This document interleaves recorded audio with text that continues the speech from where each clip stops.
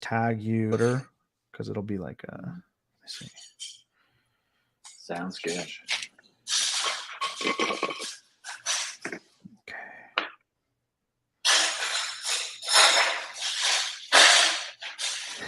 Someone in the kitchen. Yeah. Dakota's putting away some dishes right now. I think he's almost done. Okay, I just tagged you.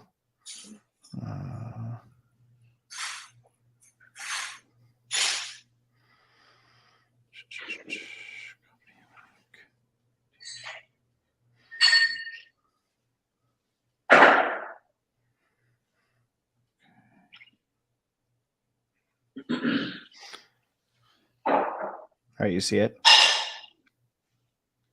Let's check right now. There we go. Awesome. Okay, just dropped a retweet on that. Sweet. Okay. Your hard stop at 11. Well, I'm Pacific. Your hard stop hour. Yeah, hard stop hour. Okay, cool. Just silence my phone. Okay. All right, dude. Let's play the theme song. Let's get into it. Perfect.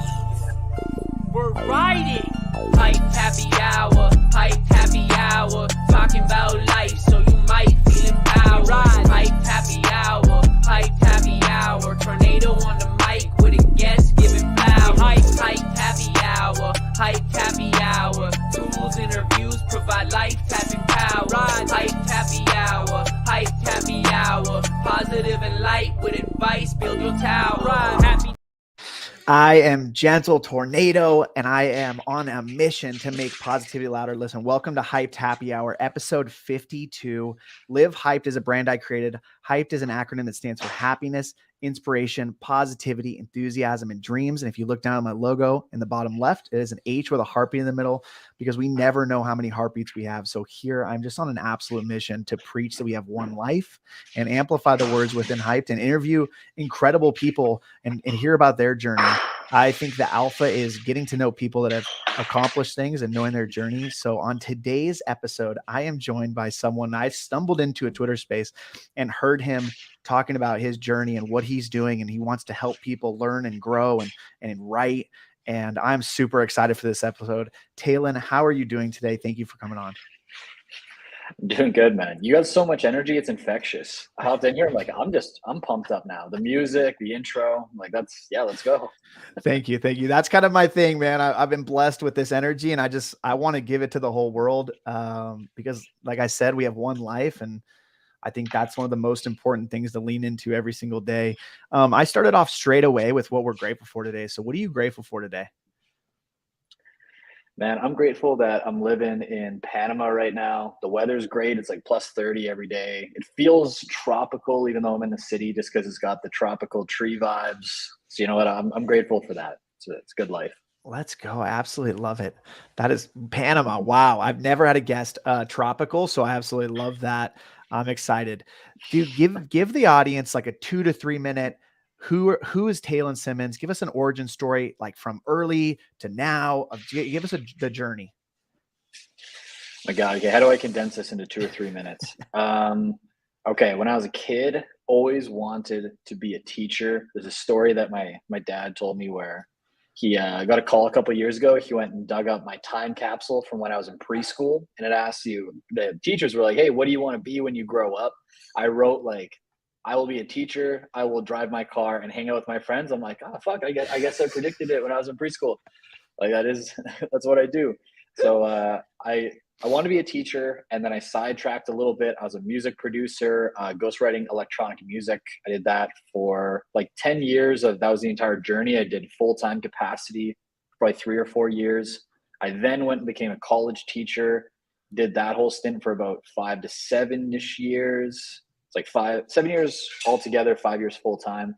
And then I moved into what I call now the decentralized education space, which is Twitter. Like, I'm still teaching, I'm still moving towards being an educator. I'm just now doing it on a decentralized capacity where I'm in charge of my own income. So that's the short Cliff Note version. Wow, that's wild. So walk me through the journey of being a college professor, probably extremely underpaid to now being your own boss, being where you're writing but still educating? And what does that transition look like? It was pretty smooth actually. You're totally right that college, at least I was working for a private college. I was quite underpaid. I only made after taxes like 30,000 a year, and I did that for like 5-ish years. I think in the last year I was there, I did get promoted. I got a raise based on the amount of classes I taught, and then they restructured my program and took all my extra classes away, and my raise went away in like 3 months. Yeah, of course. So I was like, damn. But it, even though I didn't make a whole lot of money, I always viewed it as a skill acquisition time of my life. Like it was never about the money. It was like, okay, I like my job. I enjoy getting up in the morning. I like the students. I'm learning how to be a better public speaker, a better thinker, how to hold a room, how to write better by creating curriculums. And I used it. How I looked at the job. Like every day I showed up, it wasn't just like, let's go to work. It's okay, let's practice and develop these skills. And I only felt the call to leave the job once I felt diminishing returns on those skills. Like there's always ways you could get better, but when I first started it, I was improving rapidly. By the end of the 5 to 7 years, it felt like it was easier. Like this isn't the same struggle. I need a new challenge. I want to take all these skills I've learned and leverage them in a new position. And that's what eventually led to Twitter, online decentralized education, just taking all those skills, but applying them to a higher paying, more freedom-based medium. Yeah, no, I absolutely love it. I think the power of you leaning into you're getting the experience while you were educating other people and learning and growing in that experience. I think that is incredible. Yeah, I absolutely love that. So we're going to get straight into happiness is the first word. One of the best words, but I'm going to share my screen and I'm going to read you my favorite definition of success. So let me share screen. Hold on. There it is. Okay.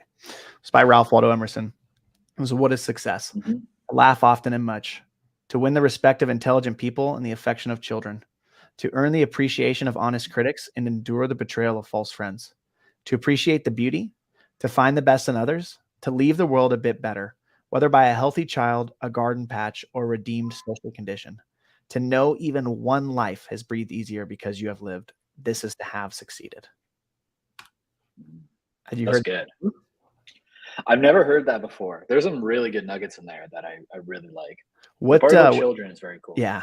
What do you think your favorite one was? Your favorite piece? Right now, the part in there that was my favorite was the part about children. How you want to be respected by like the intellectuals or the adults, we'll say, but you also want to be admired by kids. Because I just finished. Well, I haven't finished it, but I've been going through some works by Dostoevsky, like Crime and Punishment and Brothers Karamazov. And they talk a lot, or the themes in that book are about how childlike wonder is one of the best like moral goods you could have. Reminds me of like Yoda from Star Wars. He's very childlike, but he's very wise. And I've noticed that in all my mentors and the people who have really impacted my life and who seem happy and successful is they're very smart. And when you talk to them in an intellectual capacity, they blow you away, but they're also kind of like goofy. They're not taking life too seriously. They're very childlike. I think there's a lot of wisdom in that part of that quote. Yeah, no, I agree as well. And I think living life in that moment is where you can relate to kids, right? A lot of times, so I have three small children. So kids know when you're present. And so when you're present and you give them that fun or you're, that life to them, like it's just such a good dynamic. And so yeah, that also hits me very hard, obviously, because I have the kids and I actually just started a nonprofit foundation for teen mental health. So I'm very passionate about teenagers, especially and young adults. So yeah, it's absolutely incredible. The first question under happiness is, what is the happiest moment of your life so far? I'm going to take a bit of a contrary, maybe answer to this one. I don't really think about it. Because I believe happiness is more of a process than a destination. Like when I was younger, I always wanted to be happier, but trying to be happier just reinforced the fact that I was not happy. So I like Viktor Frankl's approach to happiness. That is like, it can be ensued, but not pursued. So I was like, when I heard that really changed my life. So I just do things like I just push myself every day. do things I want to be doing and don't think about it. And I just find happiness is a great byproduct of that in general. So that's my approach to it.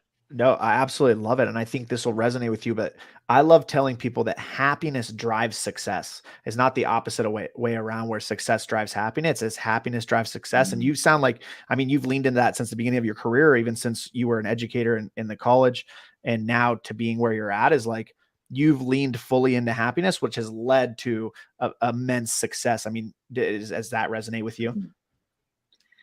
Yeah, I would say so. It's I feel like when you're just doing things you want to be doing, you're more likely to be successful, like for sure. Yeah. Like whether it's something you're obsessed about, something you're wildly curious about, like I don't know. Maybe the most happy that I am is just whenever I'm focused. I find Yeah. focus is the opposite of anxiety. And when I'm like truly focused and lost in something, whether it's a conversation, work, another person, or a movie, like those are the moments where you're like, you're in the moment, you're happy, you're living. It's those I think are the best moments of life. Yeah. Yeah. Absolutely love it. Absolutely love it. So I'm a big believer. I preach gratitude. I do a gratitude day video every single day. I've done it for over 400 days, and it's truly, improved my life, and I'm teaching my kids gratitude. So this question really hits me hard. I'm interested to see Mm. is how do you believe gratitude contributes to the pursuit of happiness in your life? I think it provides perspective because the older I get, you can look at anything and be like grateful for it, or you can kind of hate it. There's like pros and cons to everything. Even people like the people we love most still drive us kind of crazy sometimes, and you can focus on those aspects of those people, or you can just like love them for the other traits that they have. And gratitude, I think, reminds us to take the more positive perspective. It's like a habit of, hey, no matter how much bad there is in the world, it doesn't matter if like my girlfriend's driving me crazy or my friends are irritating me. They're like great people. I'm grateful to have them in my life. And that's a trade off that doesn't affect my happiness or my well being. That's how I view it. Yeah, no, absolutely. And I think it's something interesting that you said there that I truly believe is that it's like a habit that you have to constantly work on because, obviously going through life, you're thrown just crazy shit happens to everybody every single day. And if you lean into gratitude in those moments, you could have the darkest moments, but if you're grateful for the core things in your life, like that could truly bring happiness. I mean, that's literally what I've done. Like anytime I get upset about anything, like I just literally look at a photo of my family and it's just instantly. But I had to do that for years of going through negativity to lean back into gratitude. Mm. Dude, what you're reminding me of is when I was going through really dark times in my early 20s and I was, overweight, I was broke, felt lost, quite hopeless in a lot of ways for if my life could actually be good. I read the book A Man's Search for Meaning by Viktor Frankl, and he just went through like some of the worst atrocities like of all time. And weirdly enough, it created this comparison where I'm like, okay, my life is good just because it isn't bad. Yeah. Yeah. Like I'm like, I'm born in the first world. I have a family that loves me. I have great friends. I have like the freedom to choose what I want to do with my life. I'm not being worked to death every day in a concentration camp. And whenever I feel like life is getting kind of hard, although that's kind of extreme, Yeah. I just find when I compare my life to that, it just always seems good. And Yeah. that just acts as like a good reminder to be grateful that we have a lot of things already. Like our lives don't need to be miserable because somebody messed up our latte at Starbucks. Like, Yeah. there's a lot to be grateful for. No, that's absolutely the truth. And, I was at VCon, which is a conference that Gary Vaynerchuk put on this last week. And, since I just started the nonprofit, there was a speaker named Scott Alverson, and he has a company called Charity Water. And I was like, I have to go see this guy speak. I don't know what this charity is. And it was unbelievable. Like his panel was incredible, and he talked about how he's helped 771 million people get clean water. There's still 40% of the world that doesn't have clean water. So 4 billion people still don't have clean water. And it's like exactly what you just said. Like I just can't, when I hear things like that, I can't complain about anything because it's like there's 4 billion people without clean water. Like if you zoom your perspective out and you're just like, I have nothing to be upset about. Like my life is unbelievable. Even if you're homeless in the US, like your life is better than not having clean water in some of these other countries. And I think, yeah, that perspective is extremely powerful. Yeah, I couldn't agree more. I don't even have anything to add to that. I just Yeah. like 110% agree. No, I love it. I love it. How do you balance pursuing your own happiness with considering the happiness of others? Mm, I try to think about the trade-offs.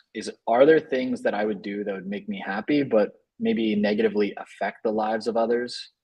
Like this is more of a short-term happiness thing, but like imagine somebody who's addicted to drugs and they do drugs and they feel very happy momentarily, but it's ruining the lives of their family. It's not constructive for society. It's empowering the wrong people. So a question I like to ask myself, ethically and morally, is just my actions in general, is what I'm doing constructive for me, for the other people in my lives, and for society as a whole? And you can't always make it 100% fit for all three, but eliminating the trade-offs as much as possible, I think, is the best that we can do. So it's something to consider, I would say, is how do we make sure that we're happy without negatively affecting the people in our lives? Yeah, no, I agree completely. I think it's very key to be thoughtful in those processes and Mhm. really take the time to be in that moment because, there are times to be super selfish and there's times to not. There's times to be selfless. And I think you hit that right on the head. This next question is interesting because I think like you already answered it, but I'm going to ask you like a secondary question. So the question is, how has your perspective on happiness evolved or changed over time? So you kind of talked about that with Victor's Mm, book. I want to know, like, since reading Victor's book and doubling down on happiness, like now where has it taken you? How is your perspective mm. evolved? Yeah, Victor's book got me away from like pursuing happiness, which I think was step one. More recently, I'm thinking more about perspective and how it relates to happiness because of the way that we just hedonically adapt. Like when I was a college teacher, I remember saying, God, if I could just live anywhere and make 10K per month, I would be just like over the moon happy. Like I've achieved my goals. All of a sudden, I'm like living in Panama. I think I brought in like 40K last month, and I'm still like feeling the same way I did when I was a college teacher. So that goal like did not actually affect my happiness at all, and I just adapted to it. And now I want more, or I want like a nicer car, or I want like a bigger place. Like I don't know. Those are kind of like vanity examples, but just the idea that we always adapt to whatever we get. So happiness has like momentary spikes and goes to baseline. And I think perspective is the way to raise the actual baseline happiness. Instead of like, oh, I'm gonna buy a house and then I'm gonna be happy forever. It's like, well, no, you're just gonna go back to baseline. But if you can always like look at the bright side, be grateful, like those things will actually genuinely raise your baseline happiness every single day. And that can sustain as long as you maintain those habits. Yeah, absolutely. And I think the biggest part that you talked about was sustaining it right there. Like, because of what we already talked about with life's ups and downs is like the journey is everything. And so if you're happy along the steps of the journey and you put that in concrete perspective, it's only going to make Mhm. the happiness that just in your entire life better when you get those things, right? Like maybe those things are Mm. the goal and you get there and it's cool and like now you have it, but like that happiness journey that you have is everything so that you can just constantly be happy. And honestly, like being happy is kind of like what you said at the very beginning, like my energy is like that is contagious. When you're a happy individual and you're just Mhm. happy about your life, it doesn't matter. Like you can have the biggest house in the world, the best cars. If you're not happy, it doesn't mean anything. And so the journey of the Yeah. happiness, I feel like is what you're saying is so important. Yeah, that's one of the biggest realizations I've had over the past maybe month or so is that the best things in life are just processes. Like there is actually so trite to say that the destination doesn't exist, but the more you peel back the veil, you're like, it actually doesn't exist. Because let's say you want to be like jacked, you want to be in great shape. Well, that's not a destination, it's a process. Because if you stop doing what got you jacked, well, then you lose the outcome that you desired. Marriage, like people look at marriage as a destination. Like, I'm married now, I'm done. It's like, no, marriage itself is a process. If you stop showing up, you're no longer married. Same with being like a father or a mother. If you stop showing up, you're not like a father anymore. Same with being a writer or any type of job you work. If you stop showing up, you're not that job. And once you can truly like internalize that, be like, holy shit, like I have to just do the same things every day because there's no destination. Like there's no like time when I get to stop and where I just stop working and I just relax. Like that's death. Yeah, Like no, every day, this is a process. absolutely love that, man. And for me, being a dad and a husband, the way that I view my life is I'm a husband first, then I'm a father, then everything else goes under that. And so, being a husband and having a healthy relationship is an absolute full-time job. And the payoff is like you're happy with your wife, but then you'll have moments where you're like, wow, like we worked through this and it's made us stronger. And now we're going to be happier together. And so that's why I resonate with what you just said. And then as a dad, it's like, you can never stop being a dad. And you see these moments where your kids do these things and you're just like, man, like this is the best. And it's like, my kid's only 5, or my oldest kid's only 5. And it's like, what's this going to be like when he's 18, 22, 30, when he's married and then he has kids. And so it's like, yeah, I absolutely freaking love that. That was awesome, dude. I resonate with that a lot. Okay, so let's get into inspiration. Sure. This is my favorite question on the podcast. I actually do micro interviews where I ask people this in public. What is one lesson in your life that you've had to learn the hard way? What lessons aren't learned the hard way? Exactly. I just find in general, the biggest lessons are always learned the hard way. Like I don't want to say the word regret, but a lesson is usually learned when you're like, dang, I wish I didn't do that way. I found in relationships, actually, maybe this is the big one. I've found morals I've learned the hard way.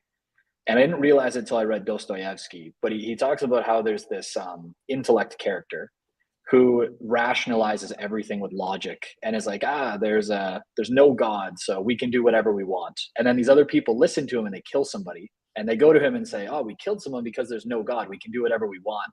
And this intellectual type is just like mourning over the fact that like his words, although he didn't mean it that way, were taken that way. And then there's this character who is very childlike and very good. And he just does good acts and he helps people through service, and he gets everything he wants in life. And I took a very intellectual approach to my 20s, and a lesson I had to learn the hard way was that a lot of like the best things in life like can't be rationalized or intellectualized. It's like they just come from being and from like emotion and from just doing the right thing, like helping other people. Because if you try to like sometimes logically and rationally do the right thing, it kind of backfires. That's a very hard thing for me to explain because I'm still learning this lesson. But maybe an example would be that you're seeing someone in a relation, or you're seeing someone but you're not dating, but then you go and like sleep with somebody else because you're like, oh, I'm not officially dating. Like we haven't made that verbal agreement yet, but that action would actually harm that person. And it could cause them trauma where they're like, I don't trust men or I don't trust women anymore. It could ruin your relationship. Like rationally, you could say that was the right thing to do because there's no commitment. But if you look at it from more of a feeling perspective, it actually caused like harm in the world and could harm more additional people. I think that's a lesson I had to learn the hard way.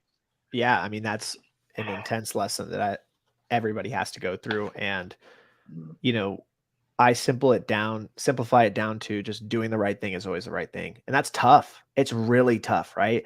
I have to hold myself to like the highest level of ethics. And when I've done that, I just feel I know that karma is so practical, and I don't know when that's going to come back, but I know it's going to come back. Yeah. And seeing that happen, over this last year of my life, of just the things that I'm accomplishing and things in the relationships I'm creating, the situations I'm in, are like, that could have been karma from 10 years ago of me doing something kind for someone. And, I view kindness as just a massive superpower, and it's just slept on. And when you can show someone kindness, the look at someone's face when you're kind to someone that's not kind is worth the entire thing, because you could completely change someone's life when you show them kindness. So that's why I really resonated with what you just said. That was awesome for sure.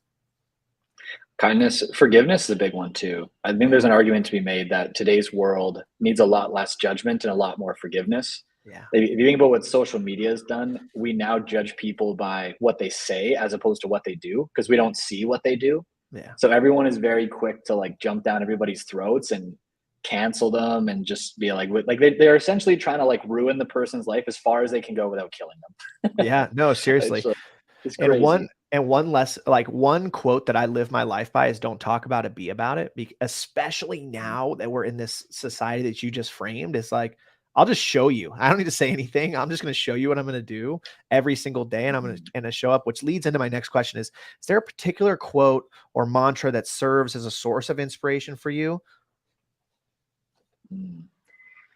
There's a few. I like, who's this from? I think it's from a famous, maybe it's from, I can't remember. C.S. Lewis, I think, is who this one's from.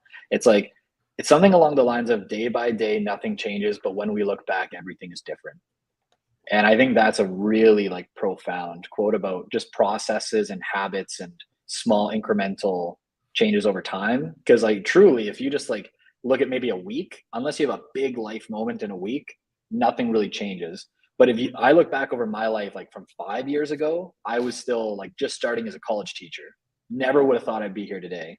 Like even a year ago, I was also still a college teacher, wondering if what I'm doing now would ever pay off. So like in hindsight, every single thing is different, but like on a day-to-day analysis, it feels like nothing changes. That's extremely powerful. That's extremely powerful to live by. And I think the most powerful thing for me would be that, that we're in this rat race. And I read this book called The Ruthless Elimination of Hurry that literally changed my life. And I don't even speed anymore. That's how much it changed. And I just slowed down everything and I lived in the moment. And especially with my kids, being in that moment it's hard because every day, we're doing similar things. We wake up, we have breakfast, we interact, I go do this, then they go do whatever. And then it's like the day's done. But when I leaned into slowing down and living that moment, I think it creates more moments. And then, like you said, you can look back in like just a year. I mean, especially with having kids in a year, I can be like, holy shit. Like what my kids did this year is insane. In 5 years and 10 years, it's just going to keep compounding. That's fascinating. You make me excited to one day have kids. It sounds literally like a trip. That's Yeah. It sounds like a crazy trip. It's wild, man. Nothing will prepare you. Nothing will get you ready. You could read 1,000 books. It literally doesn't matter. And I like to tell this story because this was something that definitely transformed my perspective. My middle son, Blake, he's almost 3 now. He basically didn't sleep from when he was 3 months old till 2. And he would wake up every single night and he would cry. And, when he turned 1, we had my third kid. So my wife was with my third kid. So I would go up and go to his room and soothe him back to sleep. And it was an every night thing. It was like 1 a.m., 3 a.m. It might've been 11, 1 a.m. and 3. It could have been 3 times a night. Right. And so I used to wake up at 4 a.m. And so that was tough, right? I was doing pretty manual labor job. And I would always get upset. I would always get angry. I would always get angry at him about, why are you just waking up? And now I can't sleep. And now my days can be messed up. And then I was like, I need to flip my perspective. I need to be grateful for the fact that 1, I'm his dad. 2, that I get to go up and spend this time with him and soothe him back to sleep that I'm going to be able to remember for the rest of my life. And that actually fueled me to have more energy the next day. It didn't matter if I had to go up there 3 times and I switched from I have to I get to. And something so simple like that has helped me throughout my entire life. Nice. That's truly beautiful. I was going to ask you what was like the one thing you didn't expect about parenthood that took you the most by surprise. But was that one of them? Just not knowing you'd actually be awake all night. Yeah. And honestly, with telling you that my favorite quote was don't talk about it, be about it. Like that is really you have to live that when you're a parent because they are so observant. The kids are so observant of what you do and what you say. And so it's another level of self-awareness. And my wife has driven self-awareness into me since we got together and has helped me change my life. But that next level of self-awareness, I would probably say that is like, I've heard even my parents tell me, it's important what you say around your kids. It never dawned on me until I had my kids and my actions are 10x more important than anything I say. And, I take that as such a responsibility, the way that I treat my wife, the way that I treat them in front of their brothers and they're not even, 5, 3 and 1. And so it's like, when they get older, it's going to be even more important. So that's probably what I would say. Wow. Well, that resonates because I think about when I was growing up and my dad, he was never in like bad shape, but he was never like jacked or in like great shape when I was growing up. And I found that as I've gotten older, I've always wondered why I never strove to be in like amazing shape. And I think it's because my dad like unconsciously set the standard. I was like, oh yeah, Yeah. he was never in like great shape, and that was just like the standard. Where I think if he would have been like just completely jacked all the time, always hitting the gym, like, you know, by action, not just by telling me you got to be healthy, you got to do sports, I probably would have instilled that more as like a piece of my identity, instead of having to learn that lesson like later in life. So I can imagine when you say that actions are like so much more important than words, like you never want to say something and then contradict it with what you're doing to your kids. Like I can imagine that would be confusing. Yeah, absolutely, dude. Absolutely. And they just know it's wild that they know. Their self-awareness is 10x because they don't have these other exposures to the world like we all have. Mm. And so that's where their Mhm. focus is. And like the best example is, you know, I'm up at 4 a.m. I'm working out before the kids wake up. Then my kids wake up normally like 6 a.m. They're very early risers. My wife's still stays sleeping. And like that's something I'm going to be able to refer back to of like, they know I'm out in the garage working out. And so that's just teaching them the level of commitment you have to commit to yourself to anything. It Yeah. doesn't even have to be working out. Like it just be that I'm doing something for that hour at a Mhm. time that most people don't wake up. And it's like, I don't want to do that. I would prefer to sleep in till 6 Yeah. until they wake up. But this is what I need to do Mhm. to be at the best, to be my best self. And I know that those things are going to pay off 10x in the future. Because like the simplest thing I can say is like I hated doing yard Mhm. work as a kid, like fucking hated it. But I'm gonna make my Yeah. son mow the lawn, like because I know the lessons that that taught me, and like Yeah. where that took me in my life. And so it's like you think about that stuff. Anyways, I could go on forever. I fucking love my kids. I love being a dad. It's my favorite thing in the world. Amazing. This Amazing. is I'm pretty excited to hear your answer to this. Can you share a specific moment or event that sparked a significant change or a transformation in your life?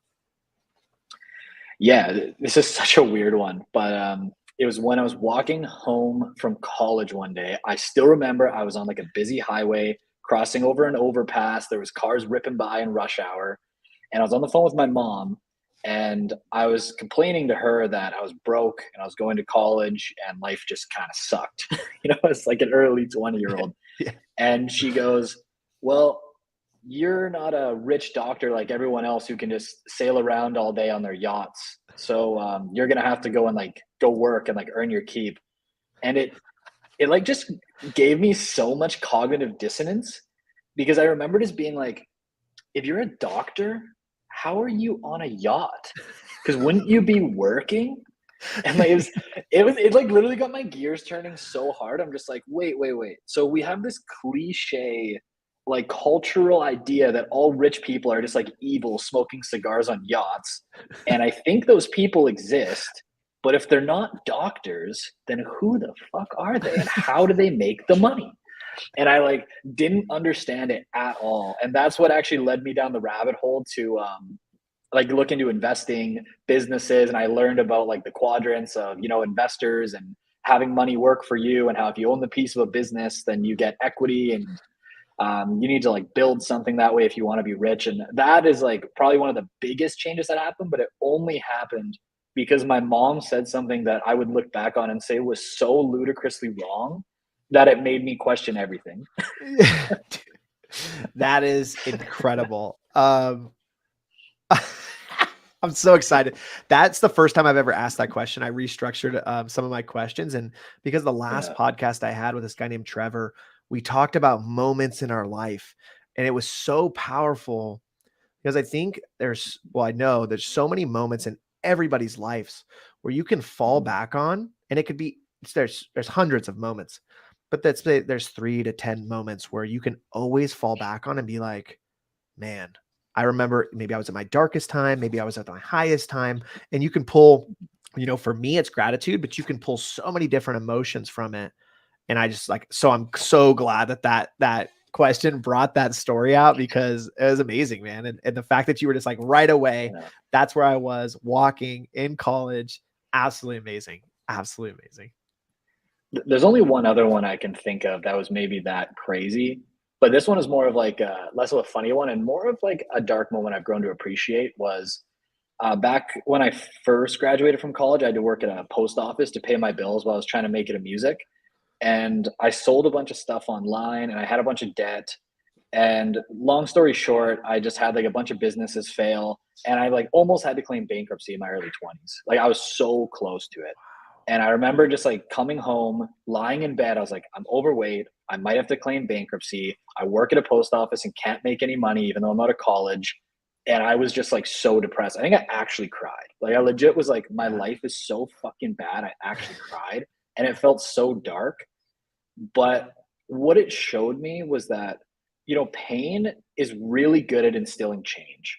Like it's really good for that. And I would rather have a moment like that where I have like the, you know, you finally hit the bottom of the ocean or whatever. You like, you've sunk to the bottom and it's time to float back up because you've had enough pain. I'd rather have that than be like a little uncomfortable with not enough pain every single day to instill the change that I need. And it's caused this crazy thing that makes people think I'm totally insane. But sometimes people will message me on Twitter and they're like, my life is terrible and all this stuff is happening. I'm like, that's fucking great. Yes. And they're like, what do you mean? What do you mean? I'm like, because you're at the beginning of an inspiring story and you finally have enough pain to actually fucking change. Yes. Like, thank God you can now start like your new direction because you felt enough pain. Because without that pain, you probably would never have changed. I absolutely love it. And I think when you're at the lowest point in your life is when everything becomes the clearest. And that is something that is like wildly, is just that thought alone is insane. And you don't know until you've hit that bottom, but it's like your whole life is completely clear because I mean, you're literally at the bottom. Like you most times can't get worse. And now it's only up. Exactly. That, you know, there's the perspective we were talking about. There's the perspective. Yeah, absolutely. Okay. So positivity, I literally am a positivity maxi. I make positivity louder is my thing. And I love just the general definition of a positive mindset is focusing on the good in any situation. And I think that people think about toxic positivity. And I'm just like, yes, that is a thing where you can be too optimistic, where you're not real, but positivity in general is so powerful. So are there any specific practices or habits that you've adopted to cultivate positivity in your life? So another one I don't think about too much, because I do agree with your point that you can be like toxically positive. I think that's more like maybe naivety, where you're not able to accept the lessons. Like I do think it's important to sometimes actually be like, this just sucks. Where positivity becomes toxic in my mind is if you're not letting yourself feel negative emotions. Like there's this quote from Mark Manson. It's something like, the need for more positive experiences is a negative experience, and the acceptance of a negative experience is itself a positive experience. And I have thought that was one of the most profound things I ever heard in my life. So what we're saying about perspective, maybe perspective is the one I use most for positivity. So I look at it more as gratitude than positivity, I guess. Yeah. But I do think it is better to, you know, believe that you can do something within like a certain realm of possibilities. You know, there's some realities we probably have to face, but it's better to believe you can. It's better to have tried and failed than to not have tried at all. Knowing that failure is just a part of the process and that negative emotions are just a part of being human. Like just because you have a bad feeling doesn't mean you have a bad life. You can internalize those lessons and really like sit with it. And I think there's a lot of strength that comes from being able to actually feel a negative emotion. Like it takes courage to be like, I'm going to sit here and be sad for a little bit and allow myself to feel that way, knowing it will pass. Yeah, absolutely. And embracing that. I agree with you as well, as that goes into so many different things, self-awareness, perspective, like you said.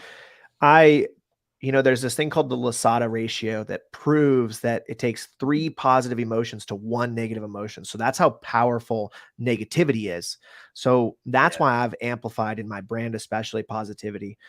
Can you tell me about, maybe a certain moment in your life where you were just overwhelmed by negativity, or maybe someone around you was super negative, where you had to lean into being positive, or you just had to be grateful, right? Can you tell me a little bit about that? Maybe there's one time or a couple times where you were around people. Yeah, I find I used to have a lot of friends who I would say are more like default negative or default pessimistic, where Mhm. everything just sucks, and I'd call them more like victim mentality. That's how I would describe it, is Yeah. people that do not take responsibility or like feel empowered in their own lives. I did used to have quite a bit of friends like that. And the biggest tip that I have is, unless you have a majority of optimists, like, you can't win. Like, if Yeah. like most of your circle is like the victim type, they're gonna bond over it, and you can't, like, you'll be the one that they're just like, you're like naive, you're delusional, you're like too happy all the time. But if you can find friends where a majority of them are taking responsibility, like moving forward, thinking of things in a positive light, not talking about people in negative ways, that's going to rub off on you. So I think the solution is really just to find better groups of people to be friends with, which can be scary if all of your friends are that victim mentality. I won't take that away from someone that at some point it's like, well, if I walk away from these friends, I don't have any. And that's a scary reality to face. But I think it's worth it because you'll have better friends in the long run. You'll be happier in the long run. Yeah, I completely agree. That's something that's a lesson I had to learn the hard way for sure, because I'm such a supportive person. So I had so many friends that abused that. And I think to the extreme of, sometimes you have to eliminate family. You don't have to eliminate them from your Yeah, life, but you definitely have to minimalize how much time you spend with them. And that could literally be true. your parents, your grandparents, somebody super close. And there's so much power in that when you lean into yourself, and then you start surrounding yourself with people that are optimistic or positive or motivated, whatever you draw inspiration from. And it's tough. Like, it is one of the hardest things, but when you do it, the payoff is unbelievable. Even like you said, like, if you're at a point where you have no friends, it's dark, right? That can be really hard, but you're probably going to meet 5 to 10 people that are incredibly on the same path as you, or same mindset as you. And I think that's powerful. True. Actually, what you remind me of is, especially in high school, I think I bonded with people over negativity and being the victim. And even though those people you bond with are also negative, so you might view them in a negative way, if the only way you know how to bond with someone is over like negativity, hate, fear, like more like tribalism, it doesn't matter if you like get away from those friends, because the only way you know how to bond is by like being negative. And I Yeah. think a lot of people don't even realize that they're like this. Like, I've worked jobs where you're in the lunchroom and everyone is just like bonding on negativity all the time. And you're like, man, I haven't heard these people say a single positive thing this whole time. Is this Yeah. all these people like bond over? And it makes you really wonder. So I think it's important to also take responsibility and recognize in ourselves, are we feeding into this negativity and then playing the victim and saying that we're not the negative ones? Like, Yeah. we need to take responsibility and learn better social ways to bond in more constructive ways too. So that was a lesson I had to learn in my early 20s. That's huge, man. And I think that it takes extreme courage to be positive in those situations, and to show Yeah. people that it's okay, that you can definitely be positive around negativity. And I've had moments like that where, I've had some crazy shit happen in my life and I'm still positive, and that could inspire someone that might be extremely negative to be like, wow, I've been negative this whole time. I'm surrounded by negative people. And I think that's what's so cool about going back to the success definition, is it could take one moment of you being who you are, and, let's say, preaching positivity or whatever you preach, that could change someone's life forever. And I think the power in that True. is actually, like, it's unbelievable. Yeah, I absolutely love that. We don't realize how much our actions actually affect people and what they'll remember. We probably think they remember different things than they do. We don't realize the small things that actually impact their lives. Yeah, absolutely.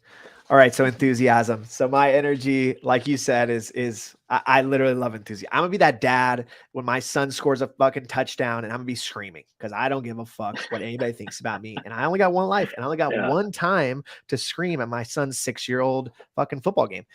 So listen, I love this. I think everybody needs a little bit more enthusiasm in their life. It's okay to be excited when you accomplish shit. Mhm. What are 3 things right now in your life that you're obsessed with? Obsessed with learning to be a better storyteller. Always been obsessed with fiction. I just finished watching the series Arcane, and I'm like still gushing over it because it was so freaking good. I'm just like, the storytelling was good, the pacing was good, the character development, oh, it was so real, and the way it like just like totally subverted my expectations. I get like pretty nerdy over like that kind of stuff, whether it's video games, movies, TV shows. So that, and getting more obsessed in decentralized education as well, and just what it might look like. It's a very new avenue for me to explore, launching digital products, maybe eventually a digital online school, how best to like educate people, how to make them remember things easier, how to take ideas and explain them in like novel ways.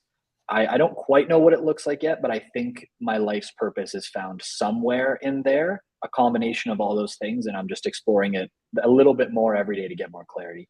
I love that. I think, the online school, yeah, it's crazy. It's so, it makes me so happy to, let's say, have this interview with you and just watch the journey. I find extreme happiness in that and watching people win. What are like a few activities or hobbies, or maybe just one, that ignite your enthusiasm, and why? What is something that gets you just so excited in your life, and why is that?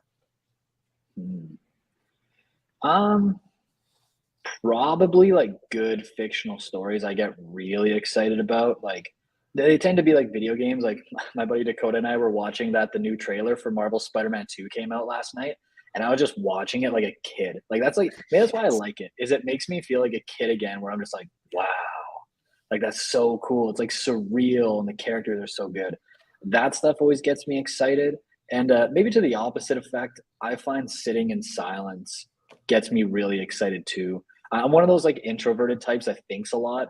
And if I don't just let myself sit and just like let my mind sort through its own shit, I get kind of like bogged up. It's almost like I'm a pipe that has too much gunk in it, and I have to just sit there and let it like declog itself. So that's one for sure. I love that. My roommates are laughing at me for that analogy. I mean, sometimes you gotta let it out. Sometimes you gotta let your thoughts think, you know what I mean? Or else you can fucking explode. Yeah. So I love that. Listen, this is the last question under enthusiasm is something that I've kind of already touched on, but like I said, my energy is super contagious. And I think that that's so important in life, when you get excited and you use enthusiasm to elevate other people. So this is a very good perspective question that I want to ask you is how do you leverage your enthusiasm to motivate and inspire others in your personal or professional life? Well, I think it is contagious, like you said, for sure. But I would say anytime we're trying to inspire someone, you seem to already have all the answers to this one, which is like, you just got to lead from the front. You have to do it with actions. You got to show other people that you're excited and enthusiastic about what you're doing, and have them follow along. Like, I heard this quote, I think it was from Dan Coe a little while ago. He goes, to be a thought leader, you have to lead yourself. And it's like so obvious that I'm like, how did I never think of that before? But if you can't like get up and live by your own philosophies, your own values, like when things get you excited, like go and pursue them, go and do them. Like no one else is going to want to join you or believe that it's a good idea if you genuinely don't think it's a good idea and pursue it without their permission.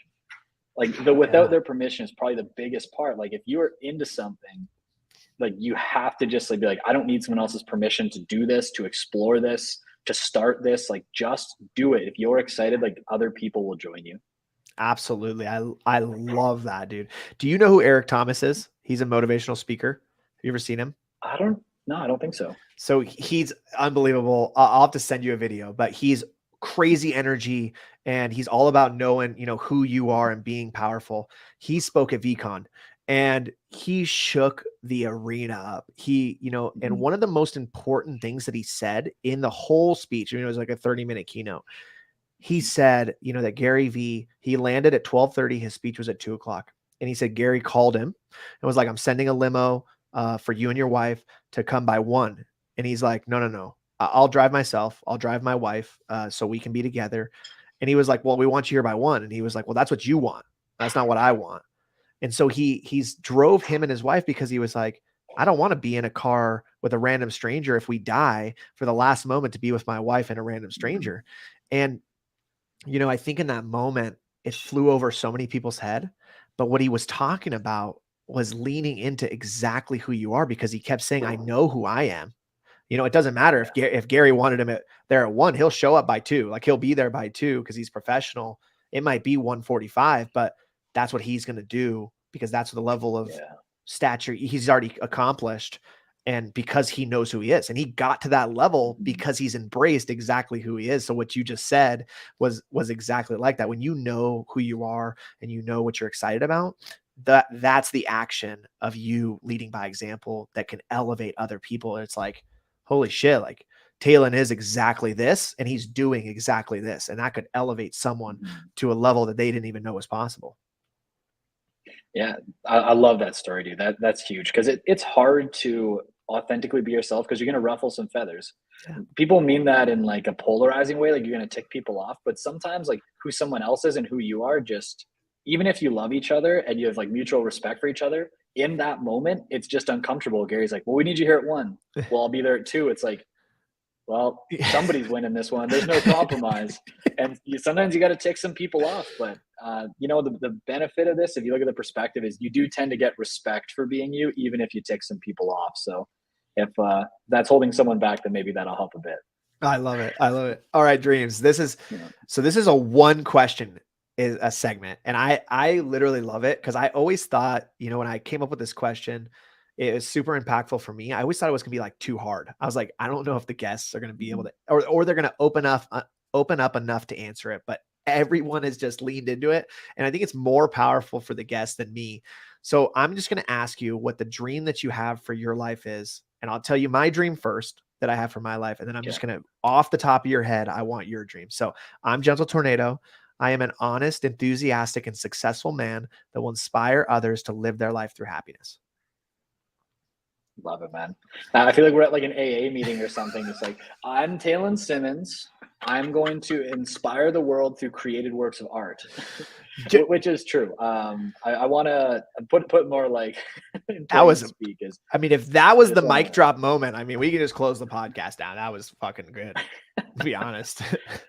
Yeah, dude, I had to realize maybe this has always been clear to me, or it's just my way of seeing the world, but I truly think that fiction runs the world. I have learned more from Harry Potter and Spider-Man than I personally have through a lot of like religious texts. And when I look through what's happening in the world and people aren't turning to religion, especially the younger generation as much, I think they need empowering stories that get them inspired and give them hope. And I would love to be the person in the future who finds a way to create, whether it be stories or content or art, that people can just lose themselves in and they actually learn lessons from. Kind of like how Black Mirror does it, but in a dark way.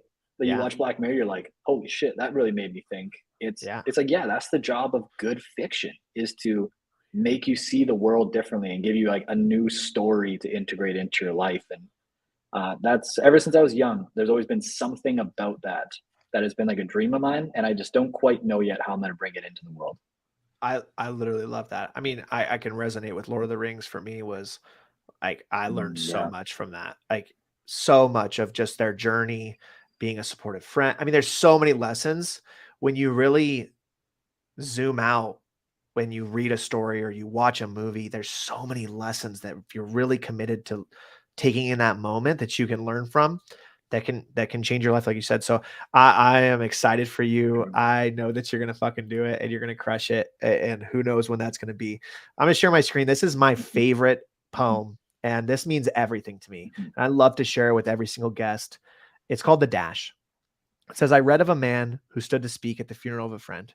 He referred to the dates on her tombstone from the beginning to the end. He noted that first came the date of her birth and spoke of the following date with tears. But he said what mattered most of all was the dash between those years. For that dash represents all the time that she spent alive on earth, and now only those who loved her know what that little line is worth. For it matters not how much we own, the cars, the house, the cash. What matters is how we live and love and how we spend our dash. Amen. Yes. That's really good. That's really good. That's like that's very deep, taken off of like such a small everyday thing that people have seen a million times, but probably never thought about. Yes, absolutely, man. And it's like the legacy, or just what did you want to be remembered by? I mean, so powerful. It is so powerful. And that's why I have the heartbeat in the H, man, because you literally never know. Today could be our last day. And that's where gratitude just comes in. It is everything. It's true. The last time I went to visit my grandpa, I was driving to see my parents, and I can either go right and I can see my grandpa's house from the road, or I go left and I keep going to my parents' place because my grandpa and my parents lived out of town from me. And I looked at my grandpa's place and I was like, I'm kind of in a rush. I'll see him next time. And I turned left. And 3 months later, my grandpa randomly passed away. I never seen him again. And that's something I have to live with the rest of my life, was that I could have seen him, but I'm like, I'm in a rush. So next time. But that next time was taken away from me. So I think about that all the time, is you never know, as you say. Thank you for sharing that. That's a moment for sure that you can lean on forever and make you a better person for sure. Okay. So how we wrap up the podcast is you get to ask the audience one question, and then you get to leave them with one final thought. So it can be any question about anything and one final thought about anything.